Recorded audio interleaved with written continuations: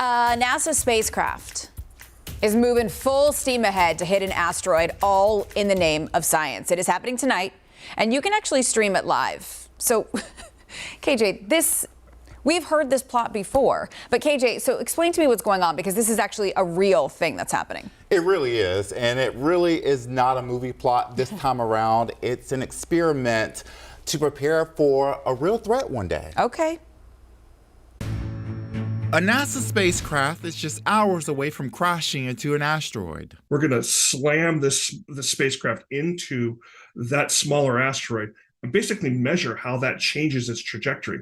And that'll tell us how we might be able to use a technique like this to direct an asteroid that might be a threat to Earth sometime in the future. NASA Ambassador Tony Rice explains how DART, the double asteroid redirection test, works. So we're expecting that when this spacecraft impacts Dimorphos, the smaller of the two asteroids, that it's going to slow the asteroid down. And when that happens, it's going to cause the orbit around the larger asteroid to get a little bit smaller. It's going to get in closer to that other asteroid. And we're going to be able to measure that from the ground. We're going to be using ground-based telescopes, and have been for some time, to monitor this asteroid system.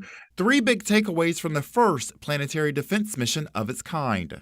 First, DART is testing and demonstrating the deflection of an asteroid. 2, how the kinetic impact can better predict and manage dangerous asteroids. And number 3 is using new technologies, including an autonomous navigation system.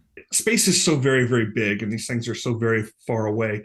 Even tiny changes in the trajectory or tiny changes in speed are enough to divert things a pretty significant distance away from Earth or anywhere else.